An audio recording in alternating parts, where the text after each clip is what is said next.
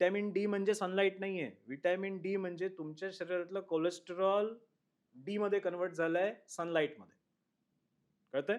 आपण जसं भाजी बनवतो, शिजवतो कुकरवरती, तर कुकर म्हणजे सनलाईट आहे. म्हणजे काय म्हणतात त्याला, आग आहे ती सनलाईट आहे. पण रॉ मटेरियल काय होतं? हं, हं. व्हिटॅमिन डीचं रॉ मटेरियल कोलेस्टेरॉल आहे. तर तुम्ही केलं काय पाहिजे? सनलाईट घ्या. आज आपण सनलाईटपासून एवढे दूर जातोय. म्हणजे भारतीयांना वाटतं, की आपल्याला सनलाईटची गरजच नाही. कारण आपल्याला कॉम्प्लेक्शन आणि रंग आणि हे सगळे अंधश्रद्धा डोक्यामध्ये आहेत किंवा मिसबिलीफ्स आहेत. पण जर तुम्ही सनलाईट एक्सपोजर घेतला, तर तुमच्या शरीरात ट्रिमेंडस बदल घडतात. म्हणजे तुम्ही अर्धा तास जरी सनलाईट एक्सपोजर घेतला, तरी सुद्धा तुमच्या शरीरात सफिशियंट व्हिटॅमिन डी तयार होतं. तुम्हाला काही बाहेरून गोळ्या खायची गरज नाहीये. त्याचं एक्सपोजर आवश्यक आहे. त्याला इग्नोर करू नका. नाहीतर मग मल्टिपल प्रॉब्लेम्स मग ते जॉइंटचे असतील, डायबिटीजचे असतील, हे सगळे व्हिटॅमिन डीशी म्हणजे आज व्हिटॅमिन डीचं Google सर्च तुम्ही केलं, तुम्हाला काय-काय मिळतं? हाडांपासून, डायबिटीजपासून, कोरोनरी आर्टरी डिसीजपासून, ब्लॉकेजेस म्हणजे हे सगळे एकत्र त्याच्या अवती-भोवती आहेत.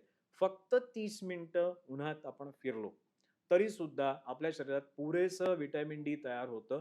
तेवढं तर मला वाटतं प्रत्येकाने केलं पाहिजे.